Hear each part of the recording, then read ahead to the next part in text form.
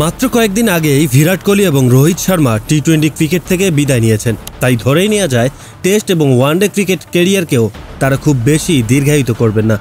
সচিন টেন্ডুলকার এবং মহেন্দ্র সিং ধোনি আন্তর্জাতিক ক্রিকেট থেকে সরে যাওয়ার পরে ভারতীয় ক্রিকেট দলের স্তম্ভ হয়ে দাঁড়ানো এই দুই ক্রিকেটার যদি আন্তর্জাতিক ক্রিকেট থেকে সম্পূর্ণভাবে নিজেদেরকে গুটিয়ে নেয়, তাহলে তাদের জায়গাটা পূরণ করবে কোন ক্রিকেটার?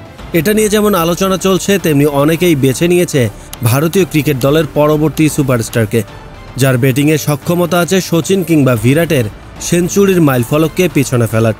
নামটি শুভমান গিল। চলুন আজকের এই ভিডিওতে শুভমান গিলের উত্থান পতন সম্পর্কে বিস্তারিত জেনে নেওয়া যাক। 140 কোটি জনসংখ্যার দেশ ভারতে ক্রিকেট খেলার উন্মাদনা সবচেয়ে বেশি। আর এমন একটি দেশের ছোট এক শহর থেকে বিশ্ব তারকাদের খাতায় নাম লিখেছেন শুভমান গিল। অনেক ক্রিকেট বিশেষজ্ঞদের মতে শুভমান গিলই হতে যাচ্ছে পরবর্তী সচিন টেন্ডুলকার। শুভমান গিল 1999 সালে উত্তর ভারতের পাঞ্জাব প্রদেশে একটি মধ্যবিত্ত ঘরে জন্ম নেন। তার পরিবারের সবাই যদিও কৃষিকাজের সাথে জড়িত ছিল, তবে শুভমান ছিল অন্য প্রতিভার। ছোটবেলায় ক্রিকেটের প্রতি শুভমানের ব্যাপক আগ্রহ দেখে তার বাবা লক্ষিন্দর নিজেই শুভমানকে প্রাথমিক প্রশিক্ষণ দেওয়া শুরু করেন। মাত্র 3 বছর থেকে বাবার চেষ্টায় ব্যাটিং শেখা শুরু করেন তিনি। শুভমানের বাবা নিজে যখন দেখলেন শুভমানের ব্যাটিং প্রতিভা অন্য সবার চেয়ে আলাদা, তখন অনেক ভেবেচিন্তে তিনি 2007 সালে সপরিবারে চলে আসেন পাঞ্জাব ক্রিকেট অ্যাসোসিয়েশনের স্টেডিয়ামের পাশে মোহালি নামক একটি জায়গায়, যাতে করে গিল আরও ভালো প্রশিক্ষণের সুযোগ পায়। 12 বছর বয়সে গিলের অসাধারণ পারফরমেন্স প্রাক্তন ভারতীয় বোলার কার্সন গাভরির দৃষ্টি আকর্ষণ করে, আর কার্সন গাভরি ছিলেন তার প্রথম কোচ। কার্সন গাভরির বিশেষ অনুরোধে গিলকে অনূর্ধ্ব 14 দলের খেলার সুযোগ দেয় পাঞ্জাব ক্রিকেট অ্যাসোসিয়েশন। এরপর 2017 সালে পাঞ্জাব ক্রিকেট অ্যাসোসিয়েশনের হয়ে সিনিয়র ক্রিকেট লিগ খেলার সুযোগ পায় গিল। ওয়ানডে ঘরানার এই লিগে শুভমান গিল 2টি সেঞ্চুরি করে সবার নজরে চলে আসেন। এই পারফরমেন্সের কারণে 2017-18 সালের রঞ্জি ট্রফিতে খেলার সুযোগ হয় গিলের, আর এখানে তার ব্যাট হয়ে ওঠে আরও ধারালো। 2টি সেঞ্চুরি করে সর্বোচ্চ স্কোরার হলে ভারতীয় ক্রিকেট বোর্ডের রাডারে প্রথমবারের মতো চলে আসেন তিনি। 2018 সালে অনূর্ধ্ব 19 বিশ্বকাপের জন্য তাকে ভাইস ক্যাপ্টেন হিসেবে সিলেক্ট করে বোর্ড। নিউজিল্যান্ডে অনুষ্ঠিত অনূর্ধ্ব 19 বিশ্বকাপের এই আসরেও নিজের মেধা আর প্রতিভার প্রমাণ দেন তিনি। বিশেষ করে সেমিফাইনালে পাকিস্তানের বিপক্ষে ব্যাটিং বিপর্যয়ের মুখে অপরাজিত 102 রান করার পর শুভমান গিল নিজেকে রাইজিং স্টার হিসেবে সবার সামনে তুলে ধরেন।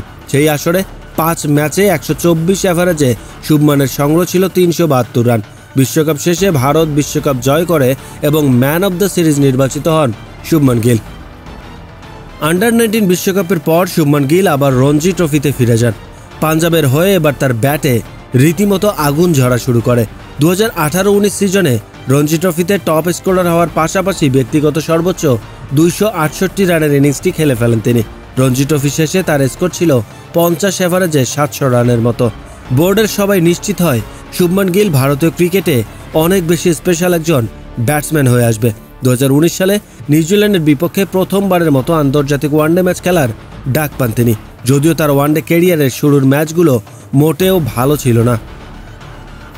তবে 2020 সালে টেস্টে সুযোগ পাওয়ার পর নিজেকে প্রথম ম্যাচ থেকেই প্রমাণ করতে পেরেছিলেন তিনি। সবাই বুঝে যায় শুভমান গিল হতে যাচ্ছেন ভারতের পরবর্তী সময়ের লম্বা রেসের ঘোড়া। তার প্রতিভা, তার সামর্থ্য এখন পর্যন্ত সেটাই বুঝিয়েছে। 2018 সালে তরুণ এই প্রতিভাধর ক্রিকেটারকে হাতছাড়া করতে চায়নি কলকাতা নাইট রাইডার্স। আইপিএলে 1 কোটি 80 লাখ রুপিতে দলে ভিড়িয়েছিল তারা। শুভমান গিল কলকাতার শিবিরে থেকেই পরবর্তী কয়েক বছর নিজের ব্যাটিং প্রতিভাকে আরও বেশি ধারালো করেছেন। 2020 সালে তো 14 ম্যাচ খেলে 33 অ্যাভারেজে 440 রান করেছিলেন এই ব্যাটসম্যান। তবে পরের বছর আরও বেশি অভিজ্ঞ দক্ষ হিসেবে নিজেকে উপস্থাপন করতে মোটেও ভুল হয়নি তার। 2021 সালের আইপিএলে কলকাতার হয়েই তার ব্যাট থেকে এসেছিল 478 রান। তবে 2022 সালের আইপিএলে শুভমান গিলকে আর ভরসা করতে পারেনি কলকাতা। আইপিএলের মেগা অকশনের আগেই তাকে রিলিজ করে দিয়েছিল তারা। তবে গুজরাট টাইটান্স কিন্তু শুভমান গিলকে নিয়ে কোনো রিস্ক নিতে চায়নি। তাই তো 8 কোটি রুপিতে নিজেদের ঘরে তুলে নিয়েছিল তরুণ এই সেন্সেশনাল ক্রিকেটারকে। এই আসরে শুভমান নিজের স্ট্রাইক রেটের দিকে নজর দেওয়ার চেষ্টা করেন। গত 4 আসরে যদিও মোটামুটি রান এসেছে তার ব্যাট থেকে, তবে তার স্ট্রাইক রেট ছিল টি-20 ফরম্যাটের জন্য একটা বিস্ফোরণের মতো। তাই 2022 সালে 132 স্ট্রাইক রেটে 16 ম্যাচ খেলে 34.50 অ্যাভারেজে রান করেন 483। প্রতিটি আইপিএলে তার রান গ্রাফ দেখেই বোঝা যায় নিজেকে প্রমাণ করতে প্রতি বছরই একটু একটু করে উন্নতি করছেন এই ব্যাটার। 2022 সালের আইপিএলে তো গুজরাট টাইটান্সকে শিরোপাই জিতিয়েছেন। সেই সুবাদে পরের আসরেও অর্থাৎ 2023 সালেও গুজরাট টাইটান্স শুভমান গিলকে কোনোভাবেই হাতছাড়া করেনি। আর এতদিনে তরুণ এই ব্যাটসম্যান ব্যাট হাতে হয়েছেন আরও বেশি দক্ষ এবং অভিজ্ঞ। 2023 সালের আইপিএলে শুভমান গিল প্রমাণ করেন তিনি আসলে কি করতে পারেন। এই আসরে 3টি সেঞ্চুরির পাশাপাশি দেখা পেয়েছেন 4টি হাফ সেঞ্চুরির। শেষ পর্যন্ত গুজরাট টাইটান্স যদিও ফাইনালে জিততে না পেরে রানার আপ হয়ে আসর শেষ করেছিল, তবে 17 ম্যাচে 157.80 স্ট্রাইক রেটে 890 রান করে সিরিজ সেরা ব্যাটার নির্বাচিত হয়েছিলেন শুভমান। বর্তমানে ভারতীয় তরুণ এই ব্যাটসম্যানের বয়স মাত্র 24 বছর। এর মধ্যেই 25 টেস্টে 4টি সেঞ্চুরি এবং 6টি হাফ সেঞ্চুরিতে করেছেন 1492 রান। অন্যদিকে ওয়ানডে ক্রিকেটেও সাফল্য পেয়েছেন বেশ ভালোভাবেই। 44টি ওয়ানডে ম্যাচে 6 সেঞ্চুরি এবং 13 হাফ সেঞ্চুরির মাধ্যমে 61.37 অ্যাভারেজে করেছেন 2271 রান। 18টি টি20 ম্যাচ খেলে দেখা পেয়েছেন 1টি সেঞ্চুরিরও। মোট কথা 3 ফরম্যাটেই মোটামুটি নিজের প্রতিভা জাহির করতে মোটেও কার্পণ্যতা করেনি শুভমান। সামনে তার আরও অনেক সময় বাকি আছে।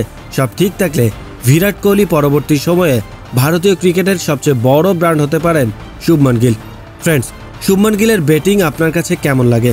শুভমান গিল কি পারবে ভারতীয় ক্রিকেটের ভবিষ্যৎ সুপারস্টার হতে? কমেন্টস করুন আপনার মতামত। আজকে এই পর্যন্তই, দেখা হবে পরের ভিডিওতে। সে পর্যন্ত ভালো থাকবেন, সুস্থ থাকবেন।